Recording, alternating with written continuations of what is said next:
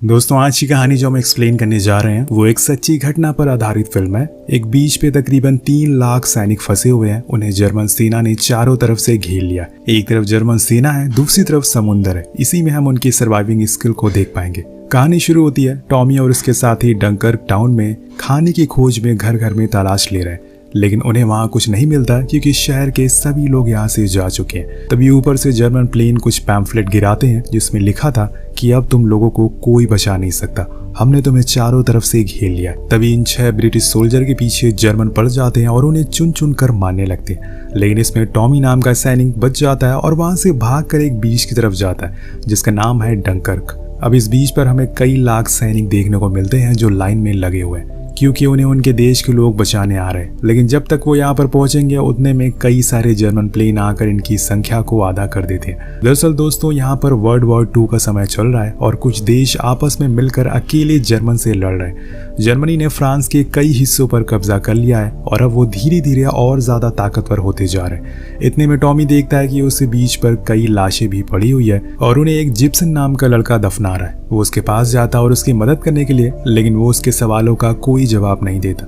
शायद उसे जंग का बहुत ही गहरा असर हुआ है, इसलिए टॉमी भी उससे ज्यादा कुछ सवाल नहीं पूछता। जिसके बाद वो खुद जाकर लाइन में लग जाता है क्योंकि उसे भी तो घर जाना है ना। लेकिन तभी हम आसमान में देखते हैं कि जर्मन सब यहाँ आ गए और अंधाधुंध बम गिराना शुरू कर देते हैं जिसमें न जाने कितने सैनिक एक बार फिर मारे जाते हैं। कुछ देर के बाद जब थोड़ी शांति होती है तो सभी सोल्जर खड़े हो जाते हैं और फिर से लाइन में लग जाते हैं। ये इन सभी चीजों के यूज टू हो चुके हैं, लेकिन वहीं दूसरी तरफ ब्रिटिश आर्मी के भी प्लेन अब जर्मन से लड़ने के लिए तैयार है। लंदन के प्राइम मिनिस्टर चर्चिल ने सभी से रिक्वेस्ट की है कि वो अपना अपना बोट और याच लेकर डंकर के बीच पर जाए, वहां पे फंसे हुए जितने भी सैनिक हैं उनकी मदद करें। उसी में से एक आदमी है डनसन, जो लंदन की एक पोर्ट पर अपने बोट में खाने पीने का सामान और लाइव बोट को भर रहा है क्योंकि वो अपने लोगों को बचाने के लिए डंकर बीच पर जा रहा है। इसमें उनका बेटा पीटर और जॉर्ज नाम का एक लड़का भी साथ में है। सीन शिफ्ट होता और हम आसमान की ओर देखते हैं जहां ब्रिटिश प्लेन ने उड़ान भर ली है।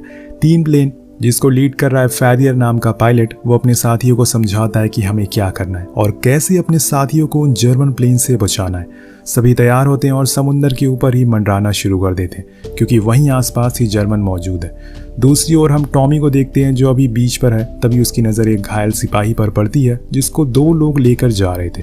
उन्हें शिप में एंट्री आसानी से मिल जा रही थी बिना लाइन में लगे हुए, और यहाँ उसे एक आइडिया आता है। वो जिप्सन को लेकर एक घायल सिपाही को स्ट्रेचर पर लिटाकर शिप की ओर बढ़ने लगता है, लेकिन एंट्री पर उन्हें फ्रांस के सैनिक रोक लेते हैं क्योंकि वो पहले से लाइन में इंतजार कर रहे हैं। पर वो घायल सिपाही को देखकर हट जाते हैं और ये अंदर जाने लगते हैं। बीच में इन्हें एक टूटा हुआ पुल भी मिलता है जिसके ऊपर से जाना मुश्किल था, लेकिन टॉमी अब रुकने वाला नहीं है। जैसे तैसे करके वो निकल जाता है और फाइनली वो दोनों शिप में एंटर कर जाते हैं। उस घायल सिपाही को वहां रख देते हैं, लेकिन इतने में शिप का स्टाफ उसे देख लेता है और कहता है कि तुम्हें जाकर लाइन में लगना होगा, ऐसी तुम्हारी एंट्री नहीं होगी। अब ये सुनकर टॉमी उदास हो जाता है क्योंकि अब उसे लगने लगा था कि शायद वो घर कभी लौट ही नहीं पाएगा। पर वापस जाते समय वो जिप्सन को देखता है जो नीचे वाले हिस्से में छुपा हुआ था। वो उसे भी वहां आने को कहता है क्योंकि वहां उन्हें कोई देख नहीं पाएगा। वहीं आसमान में हम फैरियर को देखते हैं जिसे अब जर्मन दिख गए थे। वो उन पर शूट ही करने वाला होता है कि इतने में उसे पता चलता है कि उसका एक प्लेन जर्मन के निशाने पर है। इसलिए वो फौरन उसे कांटेक्ट करता है और उसे समझाता है कि तुम घबराओ मत, तुम्हें बस खुद को बचाना है, बाकी का काम मेरा है। जिसके बाद वो जर्मन प्लेन पर निशाना लगाना शुरू करता है। उधर समुद्र में डॉसन अपनी बोट लेकर निकल चुका है। वो कुछ ही देर में डंकर्क बीच पर पहुंच जाएगा। इसी दौरान उन्हें एक नेवी शिप दिखाई देती है जो डंकर्क से लौट रही थी। उस पर बहुत सारे सैनिक भरे हुए थे। ये देखकर पीटर डर जाता है, लेकिन डॉसन उसे बताता है कि डरो मत, हमारे ऊपर ब्रिटिश फोर्स है जो हमारी सेफ्टी के लिए है। इसलिए वो लोग आगे बढ़ते रहते और आसमान में अब फैरियर अपने कमाल दिखाना शुरू कर देता है। उसने एक जर्मन प्लेन को गिरा दिया था, लेकिन तभी उसका साथी बताता है कि हमारा एक प्लेन मिसिंग है, इसलिए दोनों उसे ढूंढने के लिए निकल जाते हैं। कुछ देर बाद उन्हें वो प्लेन समुद्र में गिरा हुआ मिलता है, लेकिन पायलट कहीं दूर दूर दिखाई नहीं दे रहा था, जिससे ये समझ जाते हैं कि वो मर चुका है। यहाँ पर फैरियर को एक और मुसीबत का सामना करना पड़ता है। वो था उसका फ्यूल मीटर जो कि अब खराब हो गया है। इसलिए वो अपने साथी से कहता है कि तुम अभी का टाइम और मेरे फ्यूल का कितना है वो लिख लो ताकि मुझे याद रहे फ्यूल कब खत्म होने वाला है। कुछ दूर चलने के बाद डॉसन को एक डूबी हुई बोट दिखती है। उसके ऊपर एक सैनिक बैठा हुआ था जो कि ब्रिटिश था, इसलिए वो फौरन उसके पास जाता और उसे अपनी बोट में बैठा लेता है। और ये सिपाही कोई और नहीं बल्कि हमारे और आपके मिस्टर थॉमस शेल्बी होते हैं। डॉसन उसे देखकर कहता है कि शायद ये डरा हुआ है, इसलिए हमें कुछ देर इसे अकेला छोड़ देना चाहिए। दूसरी ओर डंकर बीच पर देखते हैं जहां पर अब ये शिप निकलने ही वाला होता है कि इतने में जर्मन फिर से हमला कर देते हैं और सभी को मारने लगते हैं। सैनिकों को लगता है कि अब शिप डूबने वाला है, इसलिए वो सभी पानी में कूदने लगते हैं और इसी में टॉमी एलेक्स नाम के एक सैनिक की जान बचाता है और उसे शिप के बाहर निकालता है, जिसे कुछ ही पल बाद वो शिप पूरा डूब जाता है। ये देखकर कमांडर सभी से कहते हैं कि जो भी लोग बचे हैं उन्हें हम दूसरे शिप से लेकर जाएंगे, इसलिए सभी तैयार हो जाओ। टॉमी और जिप्सन दोनों ऊपर जाते हैं और चुपचाप लाइन में लग जाते हैं बिना किसी को बताए हुए। उधर आसमान में फेरियर अपनी साथी कॉलिन से कहता है कि हमें डंकर बीच के लिए निकलना होगा, लेकिन वो उसे मना करता है ये कहते हुए कि हमारे पास इतना फ्यूल नहीं है कि हम वहां तक जा सके। लेकिन फेरियर को कैसे भी करके अपने साथियों की जान बचानी थी, इसलिए वो दोनों अपने प्लेन को लेकर बीच की ओर निकल जाते हैं। हमारी नजर एक बार फिर डॉसन के शिप पर जाती है। जॉन, जो कि वही सैनिक है जिसे इन लोगों ने बचाया था, वो डॉसन से आकर पूछता है कि हम लोग कहाँ जा रहे हैं, तो वो कहता है कि डंकर्क बीच। ये सुनते ही जॉन भड़क जाता है और कहता है कि वहां जाना मतलब मौत को गले लगाना है, हमें लंदन की ओर जाना चाहिए। लेकिन डॉसन मना कर देता और बोलता है कि मैं अपने लोगों को बचाने के लिए जा रहा हूँ, और इसीलिए जॉन उसे कुछ नहीं कहता और चुपचाप जाकर नीचे बैठ जाता है। पर पीटर बिना किसी को बताए उसके गेट को बाहर से लॉक कर देता है, क्योंकि उसे इस बात का डर था कि कहीं वो उसके डैड को कुछ कर ना दे। उधर डंकर्क बीच पर दूसरा शिप आ जाता और ये दोनों लोग उस पर जाकर बैठ जाते, लेकिन नीचे खाना बट रहा था, इसलिए टॉमी और एलेक्स नीचे जाते हैं, पर उनके साथी जिप्सन नहीं आता। एलेक्स के पूछने पर टॉमी बताता है कि जिप्सन को लगता है कि ये शिप भी डूबने वाला है, इसलिए वो पहले ही गेट के पास खड़ा हुआ है ताकि वो सबसे पहले कूद जाए। अब आसमान में फेरियर को 2 जर्मन प्लेन दिख जाते हैं जो फिर से एक सैनिक को ले जा रहे थे, इसलिए वो कॉलिन से कहता है कि हमें इन पर हमला करना होगा। अब वो एक प्लेन को तो गिरा देता है, लेकिन तभी अचानक से दूसरा प्लेन गायब हो जाता है। जब तक वो उसे ढूंढ पाता तब तक वो पायलट कॉलिन के प्लेन को अपना शिकार बना लेता है। उसे काफी नुकसान पहुंचाता है जिसकी वजह से वो जाकर सीधा नीचे गिर जाता है। लेकिन यहाँ फेरियर को वो प्लेन दिख गया था, इसलिए वो उसे खत्म कर देता है। तभी वो एक शिप को आते हुए दिखता है और समझ जाता है कि कॉलिन को वो लोग बचा लेंगे, इसलिए वो खुद को आसमान में रहने का फैसला करता है ताकि वो डंकर्क बीच तक जा सके। इधर जमीन पर इन लोगों का शिप अब निकल चुका था, लेकिन इतने में एक सबमरीन इन पर हमला कर देती है, जिससे कि शिप में छेद हो जाता है और तेजी से पानी भरना शुरू हो जाता है। लेकिन समय रहते हुए जिप्सन ऊपर वाला गेट को खोल देता है और सभी को बाहर आने को कहता है। उसके बाहर खड़े रहने का कोई तो फायदा हुआ। अब बोर्ड पर डॉसन देखता है कि नीचे वाले दरवाजे पर जॉन जोर जोर से पीट रहा है, इसलिए वो पीटर पर गुस्सा करता है कि तुमने गेट को क्यों लॉक कर दिया। जब वो उसे खोलने जाता है तो देखता है कि वहां पर जॉन नहीं था, वो तो डॉसन के पास खड़ा था। वो उसे धमकाता है कि इस बोट को लंदन की ओर लेकर चलो, लेकिन वो नहीं मानता और उसको वही कहता है कि मैं अपने लोगों को बचाने के लिए जा रहा हूँ। अब इसी चक्कर में उनकी लड़ाई हो जाती है और जॉर्ज नीचे गिर जाता है, जिसमें उसे काफी चोट भी आती है। उधर अब दूसरा शिप डूब तो चुका था, लेकिन जो भी सैनिक बचे हुए थे उन्हें लाइफ गार्ड वाले आकर बचा लेते हैं। एक लाइफ गार्ड वाला आता है जिसे जिप्सन पहले ही बैठ जाता है, जिसकी वजह से अब उसकी जगह भर गई थी, इसलिए वो उन दोनों की ओर एक रस्सी फेंकता और कहता है कि हम तुम्हें दूसरी बोट की ओर लेकर चलते हैं। उधर जॉर्ज की हालत अब खराब होने लगती है, इसलिए पीटर उसकी मरहम पट्टी करता है, लेकिन जॉर्ज कहता है कि उसके सर में बहुत तेज दर्द होना शुरू हो गया, इसलिए उसे जितनी जल्दी हो सके इलाज की जरूरत है। अब वो अपने डैड के पास जाता और उनसे कहता है कि हमें जल्दी से डंकर्क बीच में पहुंचना होगा, वहां शायद हमें कोई मेडिक मिल जाए तो जॉर्ज को ठीक कर सके, और इसीलिए वो लोग अपनी बोट की स्पीड और तेज कर देते हैं। लेकिन डॉसन देखता है कि जर्मन ने अब और प्लेन बुला लिए हैं और अब वो साथ मिलकर हमला कर रहे हैं। उधर दूसरी ओर टॉमी अपने साथियों के साथ एक बार फिर से उसी किनारे पर पहुंच जाता है जहां से वो गया था और शिप का इंतजार करने लगता है। लेकिन तभी उन्हें एक छोटी सी बोट दिखाई देती है, तो वो उसके पास जाने लगता है और ऊपर आसमान में फेरियर अभी भी उनसे लड़ाई कर रहा था। उसे पता है कि उसका फ्यूल अब खत्म होने वाला है, लेकिन वो अपने देश के लिए अपनी जान देने को भी तैयार है।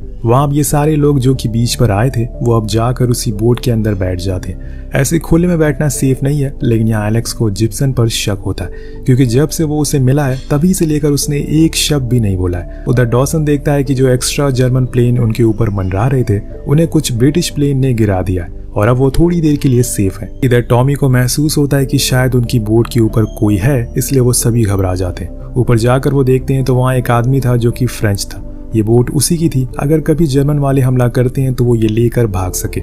उधर आसमान में हम कॉलिन को देख जो कि जर्मन के निशाने पर आ चुका था, लेकिन वो फिर जैसे तैसे करके उनसे बच निकलता है। लेकिन अहम समय पर उसे पता चलता है कि उसका तो फ्यूल ही खत्म हो गया, इसलिए उसे अब मजबूरन खुद के प्लेन को पानी में लैंड करवाना पड़ता है। लेकिन यहाँ एक दिक्कत आ जाती है कि असल में उसका प्लेन का हॉल्टेड सीट नहीं खुल रही थी और इसी वजह से वो प्लेन से बाहर नहीं निकल पा रहा था और इसी चीज को लेकर वो काफी परेशान था क्योंकि प्लेन में पानी भरना शुरू हो गया था।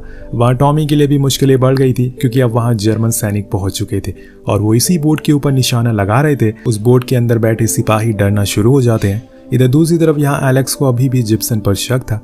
अब उसके सब्र का बांध टूटने लगता है, इसलिए वो उसे फिर से पूछता है कि तुम कौन हो।